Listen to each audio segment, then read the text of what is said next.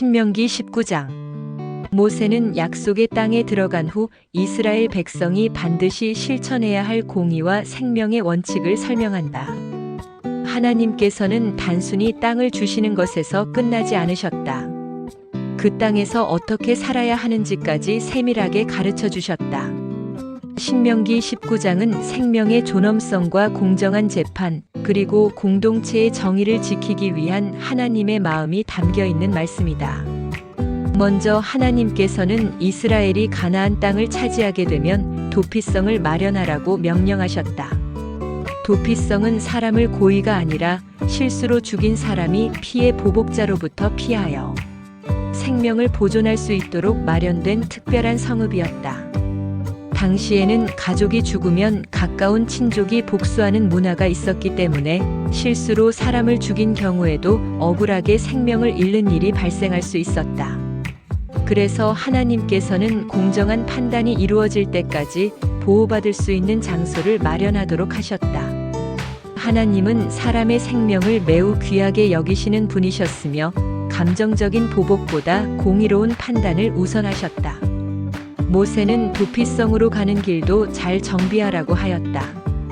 길을 험하게 두거나 찾기 어렵게 만들어서는 안 되었다. 누구든지 위급한 상황에서 신속하게 피할 수 있도록 항상 준비해야 했다. 이는 하나님께서 억울한 생명을 얼마나 소중히 여기시는지를 보여준다. 예를 들어 두 사람이 함께 숲에 나무를 하러 갔는데 도끼를 휘두르다가 도끼날이 자루에서 빠져 친구를 맞춰 죽게 되는 경우가 있을 수 있다. 이처럼 미워하거나 해칠 의도가 전혀 없었던 사고라면 도피성으로 피하여 생명을 보호받을 수 있었다.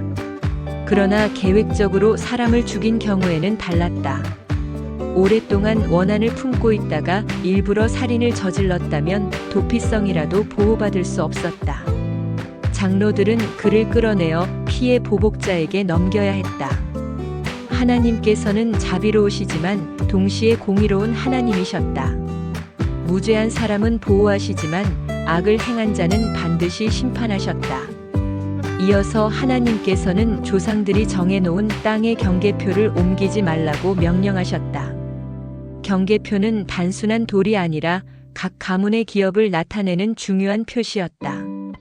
그것을 몰래 옮기는 것은 남의 재산을 빼앗는 행위와 같았다. 하나님은 눈에 보이지 않는 작은 부정직까지도 죄로 여기셨다. 재판에 있어서도 매우 중요한 원칙을 세우셨다. 한 사람의 증언만으로는 죄를 확정할 수 없으며 반드시 두 사람이나 세 사람의 증인이 있어야 했다. 이것은 억울한 사람이 생기지 않도록 하기 위한 하나님의 지혜였다. 또한 거짓 증인을 매우 엄하게 다루라고 하셨다. 만약 어떤 사람이 거짓 증언으로 다른 사람을 해치려 했다면 그가 상대에게 받게 하려던 형벌을 그대로 자신이 받아야 했다. 이러한 법은 거짓말로 공동체를 무너뜨리는 일을 막기 위한 것이었다. 하나님은 생명은 생명으로, 눈은 눈으로, 이는 이로, 손은 손으로, 발은 발로 갚으라고 말씀하셨다.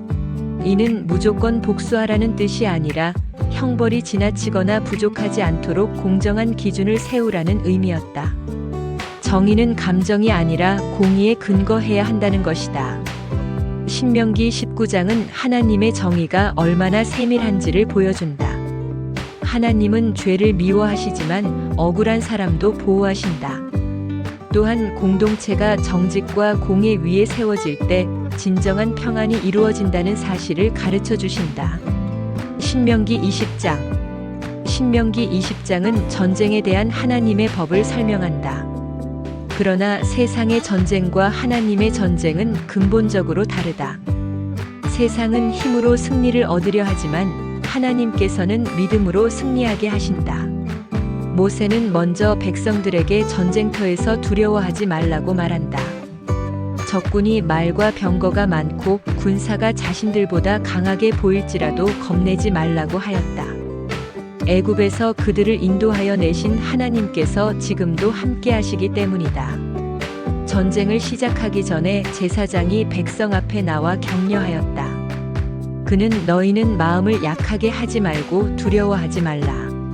너희 하나님 여호와께서 너희와 함께 가셔서 너희를 위하여 싸우실 것이다. 라고 선포하였다. 이스라엘의 승리는 무기의 숫자에 있지 않았다. 군사의 규모에도 있지 않았다. 오직 하나님께서 함께 하시는가에 달려 있었다. 이어 관리들은 군사들 가운데서 몇 부류의 사람들을 집으로 돌려보내라고 하였다. 새 집을 짓고 아직 들어가 살지 못한 사람은 돌아가게 하였다. 포도원을 심고 아직 열매를 먹지 못한 사람도 돌아가게 하였다. 약혼하고 아직 결혼하지 못한 사람도 돌아가게 하였다. 그리고 가장 놀라운 것은 두려워하는 사람도 집으로 돌아가게 하라는 명령이었다. 그 이유는 두려움이 다른 군사들에게까지 퍼질 수 있기 때문이었다. 하나님은 숫자가 많은 군대보다 믿음으로 하나 된 군대를 원하셨다. 군대가 성읍에 가까이 가면 먼저 화평을 제안하라고 하셨다. 상대가 평화를 받아들이면 굳이 전쟁을 하지 말고 함께 살아가게 하였다. 그러나 끝까지 싸우려고 하면 전쟁을 하도록 하셨다. 약속의 땅 밖의 성읍들은 이러한 원칙에 따라 다루었지만 가나안의 여러 민족은 달랐다. 하나님께서는 그들의 극심한 우상 숭배와 죄악 때문에 그들을 심판하시기로 이미 결정하셨다. 그래서 이스라엘이 그들의 우상 숭배를 배우지 않도록 철저히 제거하라고 명령하셨다. 이것은 민족 차별이 아니라 오랜 기간 계속된 죄악에 대한 하나님의 심판이었다. 또 하나 중요한 명령이 있었다. 성읍을 오랫동안 포위하더라도 과일나무는 베지 말라고 하셨다. 사람은 적이 될 수 있지만 나무는 적이 아니라는 것이다. 먹을 수 있는 나무는 보존하고 열매 맺지 않는 나무만 전쟁에 필요한 도구로 사용하도록 하셨다.